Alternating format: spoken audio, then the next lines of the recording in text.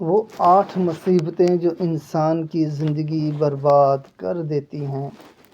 کوئی بندہ جب اللہ تبارک و تعالیٰ سے غافل ہوتا ہے یا کوئی گناہ کرتا ہے تو اس پر بہت سی مصیبتیں آتی ہیں، مگر ان مصیبتوں میں سے 8 مصائب بہت خطرناک ہیں۔ یہ 8 مصیبتیں انسان کی زندگی برباد کر دیتی ہیں اور اس کی آخرت کو بھی خطرے میں ڈال دیتی ہیں۔ اس لیے نبی کریم صلی اللہ علیہ وآلہ وسلم نے اپنی امت کو یہ مبارک طریقہ سکھایا ہے کہ روزانہ صبح اور شام ان 8 مصیبتوں سے بچنے کی دعا مانگا کریں۔ شیطان ان 8 مصیبتوں کے تیر روزانہ صبح و شام ہم پر چھوڑتا رہتا ہے، پس جو انسان صبح و شام ان 8 مصائب سے اللہ تعالیٰ کی پناہ مانگتا ہے وہ بچ جاتا ہے، اور جو پناہ نہیں پکڑتا وہ ان 8 تیروں میں سے کسی ایک یا زیادہ تیروں کا شکار ہو جاتا ہے۔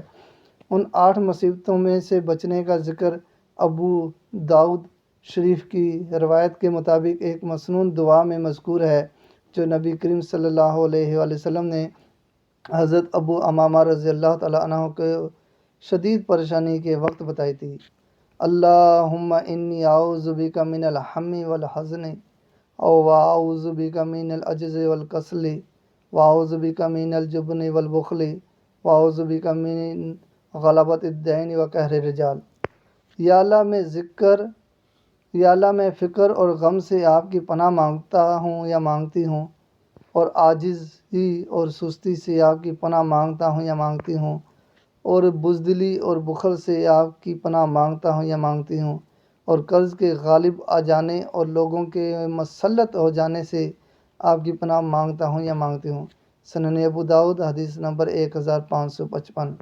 اس مسنون دعا کے الفاظ پر غور فرماتے ہیں۔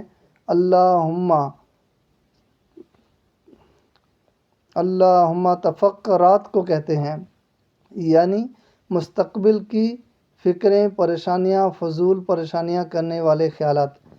الحزن غم کو کہتے ہیں، ماضی کے واقعات کا صدمہ اور غم ایک دم ابھر کر دل پر چھا جاتے ہیں۔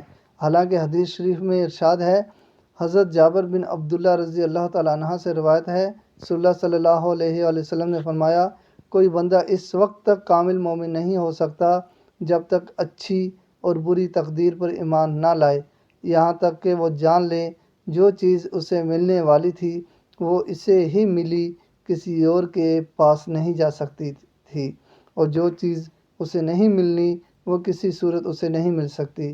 جامعہ ترمذی۔ یعنی جو نعمت مل گئی وہ ملنا ہی تھی، اس سے زیادہ نہیں مل سکے گی، جو تکلیف آئی وہ آنی ہی تھی، اس سے بچا نہیں جا سکتا تھا، اور جو کچھ نہیں ملا وہ نہیں ملنا تھا، خواہ میں کچھ بھی کر لیتا۔ مطلب یہ کہ اللہ کی تقدیر پر ایمان اور اللہ تعالیٰ کی تقدیر پر راضی ہونا یہ غم کا علاج ہے، اور اسی بات سے اپنے آپ کو تسلی دینا یہی اصل ایمان کی علامت ہے۔ العجز کا مطلب ہے کسی نعمت کو پانے کی طاقت کو کھو دینا، اس میں کم ہمتی بھی آ جاتی ہے، یعنی ہمت ہارنے سے پناہ مانگنا۔